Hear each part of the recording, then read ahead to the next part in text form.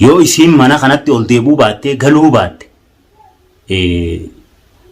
dirqama baargaa ilmaan keessa ta'an oolu itti fiduun dirqama. Malaanu narratti jaalattee masaanu malaanu narratti baafattee masaanu malaanu narratti jaalattee. Assalamualaikum warahmatullahi wabarakatuh. Hordoftoota fi dhaggeeffattoota aanee jaalalaa akkam jirtan nagaa keessanii fayyaadhaa hanneen Oromoo taatan hundi kanneen amantii kiristaanaa amantii musliimaa taatan hundi keessanuu Oromootiyya nagaa qabdanii jirra himnuuti alhamdulillah baata rabbii akkani jirra. Arallee gaa bam jedhamee jirra. Arras wanni qabadhee isin dhufe gaa baazawee akkasumatti warreen arra haaronni hara channel kan jiraatan channel kana subscribe godhaadhaa share godhaadhaa nu faana badhaan isin jaa xoroon kun channel keessanii waa hedduu isin qabadhee dhufaa jira. Kanaaf hoca gaa isin nu faana badhaan isin jaa. Akkasumatti gaa warra Yemen kun maalii oduu isaanii warruma jaartii haasa'u jaartii walloluu binaamin jaa jirtan namoonni tokko baasawwan dura gaa jechuun sagalee uummata keenya waliif ta'aa jiraanya sagalee waliif ta'uu irraanfannee jirra dhugaadha. Bakka kana dubbadhaadha. Bakki sirriin jirre bakka tanaa jechuudha. Sagalee waliif ta'an jiru. Takkanaa ilmaan Oromoodha. Okay. Waan isin bashannansiisillee isin qabannee dhufaa jirraatii dura isin channel keenya kana subscribe godhuudhaan nu faana badhaan isin jaa. Akkasumatti arras nama sadiirraan dubbataa dhufe nama sadiirraan dubbataa dhufe jechuudha. Sadeen sun Fatihaa fi Baarii fi Ililliidha. Fatihaa jiru akkam jirti akkam keessa jirti yaada jiru isin godhu dhufe gaa Baaris maal jennee waan baar haalessa dubbatee dabarsanii irraa dhaabbannee waan takka isiniif ibsuudhaaf dhufee jechuudha uummata.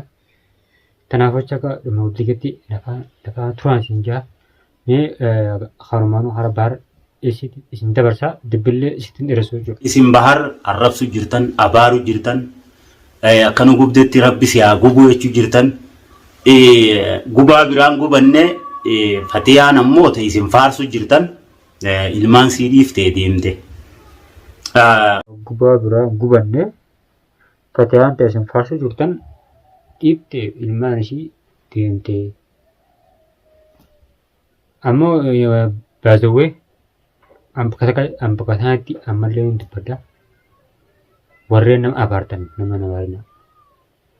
Maaliif habadii qabu dhugaadha baharii.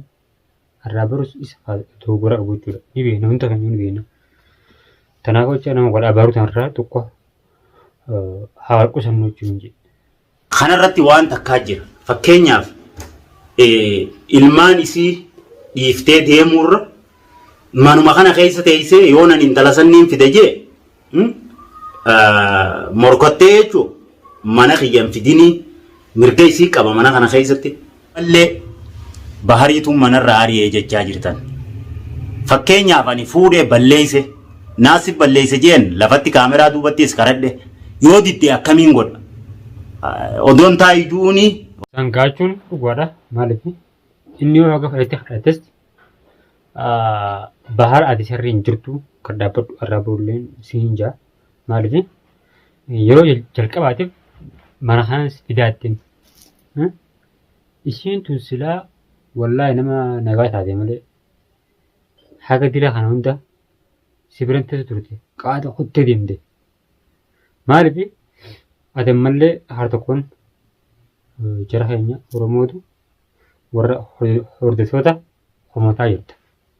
Hordoftoonnis waan si godhan hin qaban si waan sirrii dalaguutu hin jirre si waan bareechuu takka dalaguutu hin jirre jechuudha maaliif osoo ati waan bareedu tokko ta'e jechuun namni haa du'aa isii godhu haamilee isii godhu malee hin jiru jechuudha.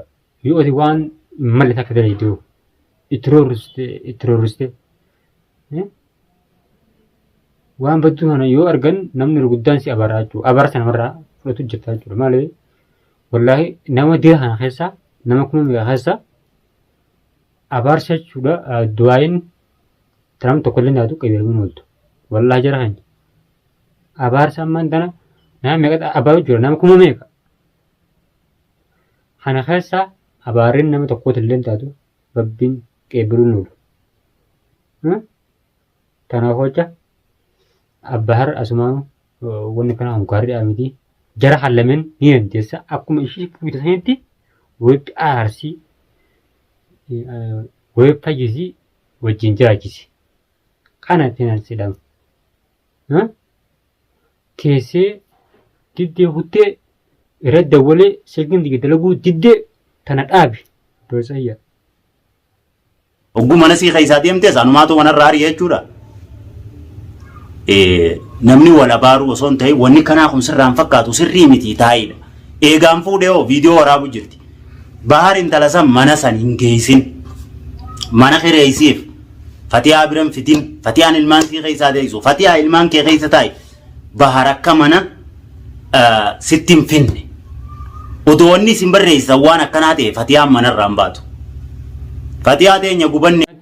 Jira keenya osoo jecha bahar kiyya osoo jecha hawaasni jiru hin taane hawaasni dhaggeeffattoonni akka fedhan ajaa'anii ati waan silaa dhaggeeffattoonni jiruun tana dirqama waan ati godhuu qabdu jechuudha yoo ati dirqama beekte jechuudha akka isheen mana hankasaa hin baane miyyuu isinis irraa fageessitee waan ishiin barbaaddu geessiti waan ishiin illee tuquu baattee akkasitti mirga ishii eegdaf ishiitu kaateen deemtu jechuudha. Wallaahi hundillee hundi rakkoo ati qabdu malee rakkoo inni qabu malee jira keenya rakkoo hawaasni qabu jechuudha. Hawaasni goma dhugaa dubbatan goma dhugaa adlicha achi argan dubbatanii jechuudha.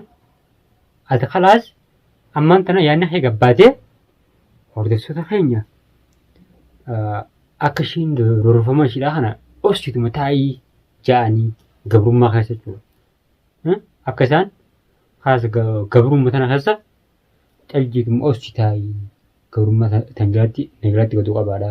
Jechuudha taara yemman tana akka fedhan godha. No akkanan jedhamu. Si hojii gubannee rabbi isaa haa gubu hogguu jettan tana wanni fatiyaa mataa hoogusee kaasee ala baase. Baate kun ilmaan keessaa ala jirti. Numaan godha. Yoommoo ishiin ilmaan kanatti ol deebuu baatte gaafa san ammoo itti fiduun itti fiduma ayyadaan silaa ayyadumaa bakkaadhaan buutu fidee keessa kaayuun dirqama.